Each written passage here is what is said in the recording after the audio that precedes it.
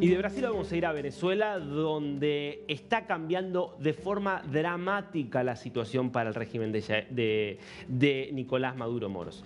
¿Por qué? Porque si nosotros nos remontamos solamente un mes en el tiempo, vamos a ver un Maduro que se mostraba a sus anchas, confiado en que la producción petrolera estaba aumentando, en que, a diferencia de lo que se temía por parte del régimen de que iba a venir un Trump muy agresivo, Trump enviaba a Richard Grenell a negociar con él podía seguir explotando los recursos petroleros con la asistencia de empresas estadounidenses como Chevron y otras que le brindan servicios a PDVSA. Es decir, tenía la sensación de que mientras aceptara la llegada de los vuelos de deportados estadounidenses, de deportados venezolanos en territorio estadounidense, iba a seguir básicamente tranquilo justamente en la cúspide del poder venezolano. Bueno, todo cambió en las últimas semanas.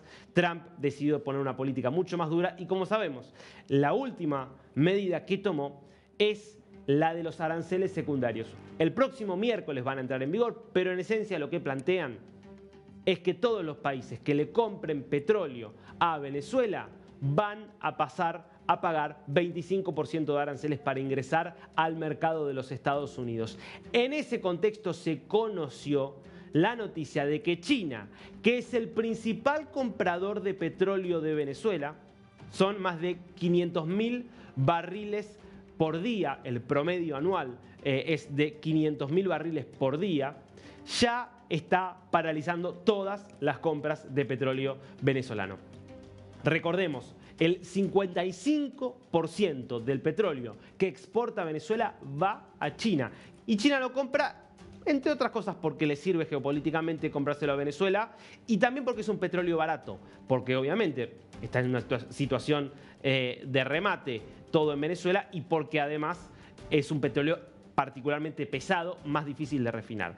¿Qué es lo que se conoció entonces? Que muchas refinerías que venían haciendo el proceso de comprar el petróleo venezolano, refinarlo y hacer un proceso ilegítimo para un poco disimular la situación, que es en muchos casos venderlo como si fuera petróleo de otro país, es decir, le compraban el petróleo pesado a Venezuela, lo refinaban para que ya estuviera en condiciones de utilizarse en distintas actividades y en vez de venderlo como petróleo venezolano, lo vendían como si hubiera sido petróleo de Malasia, por ejemplo, uno de los países utilizados. Bueno, como Donald Trump y la administración actual en Estados Unidos está diciendo, primero va a haber aranceles para los que le compren petróleo a Venezuela. Y segundo, vamos a sancionar a las refinerías que le compren petróleo a Venezuela o a Irán y le permitan hacer esta triangulación. Y de hecho, contamos aquí esta semana que efectivamente ya hubo una refinería china sancionada por justamente comprar petróleo de la República Islámica de Irán, que también es objeto de sanciones. Por ahora están paralizándose las actividades, lo cual, atención, porque puede tener un efecto económico muy fuerte sobre el régimen de Nicolás Maduro, que puede desestabilizar la situación y puede dar lugar a cambios en la situación política. Así que yo diría, hay que estar muy atentos en los próximos meses en Venezuela, porque además esto coincide con una crisis energética fenomenal que está viviendo el país, producto en parte de una sequía, además de los problemas crónicos de la economía venezolana. Vamos a ver algunos datos de lo que es esta crisis energética, porque ha dado lugar a que el régimen tenga que anunciar medidas realmente extraordinarias de reducción de una serie de actividades, precisamente para tratar de ahorrar la mayor cantidad de energía posible. A ver, propongo que veamos algunas de esos anuncios. Primero, escucha esto. El sector público va a pasar a trabajar de 40 horas por semana a 13,5 horas semanales.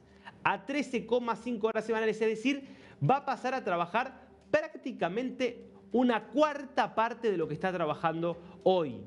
Esto para justamente preservar la energía. ¿Qué significa esencialmente? Que la administración pública va a funcionar solamente lunes, miércoles y viernes de 8 a 12:30. De 8 a 12:30.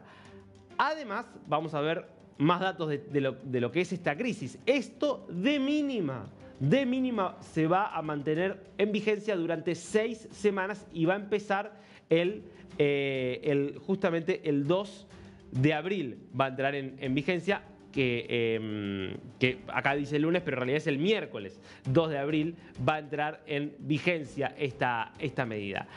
¿Por qué se da esta crisis? Bueno, hoy la situación es desesperante. ¿Por qué? Porque el 80% de la generación, de la capacidad de generación que tiene Venezuela está muerto, apagado. Es decir, si Venezuela puede generar 100 por la capacidad instalada que tiene en términos de usinas y de generadoras de electricidad, tiene capacidad para generar 100, hoy está generando 20 nada más. Hoy solo está generando 20. ¿Por qué se da esta situación? Varias razones.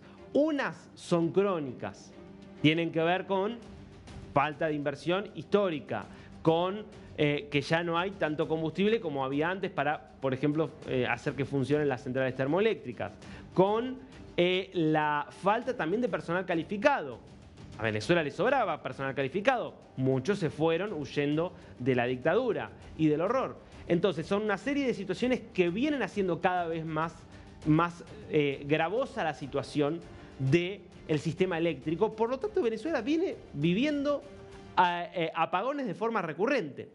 Pasemos a la siguiente placa, porque a esas razones estructurales se ha sumado ahora una muy severa sequía que está afectando embalses hidroeléctricos claves para el funcionamiento de la red. Entonces, son las razones crónicas que decíamos antes, sumadas a esta crisis hídrica, parecida, si querés, a la que vivió Ecuador el año pasado y que llevó a Ecuador a enfrentar meses de apagones y de cortes programados, lo que está provocando una situación realmente crítica en Venezuela. Solamente considerando la gravedad de la crisis energética es que se espera una caída muy fuerte de la producción económica para este año. Entre otras cosas, se habla hasta de 6% de caída del producto, sin tener en cuenta el impacto de las sanciones. Entonces, sumemos crisis energética por todo lo que viene haciendo mal Venezuela, más la situación hídrica actual.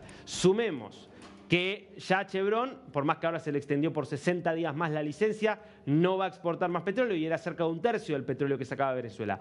Más ya tenés a China diciendo yo no voy a exportar más. No hay información todavía por parte de la India, pero uno imagina que India va a tomar una decisión parecida. Uno imagina que España, estoy diciendo los principales compradores de petróleo venezolano, van a también tomar esa medida.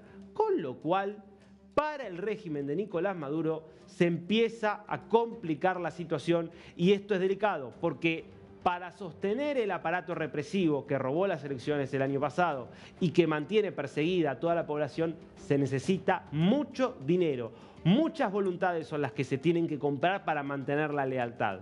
Sin ese dinero pueden empezar a aparecer quiebres internos dentro del régimen. No va a pasar ahora, no va a pasar mañana, pero atención con el efecto acumulado que pueden tener todas estas medidas, porque a Maduro parece que se le está formando la tormenta perfecta.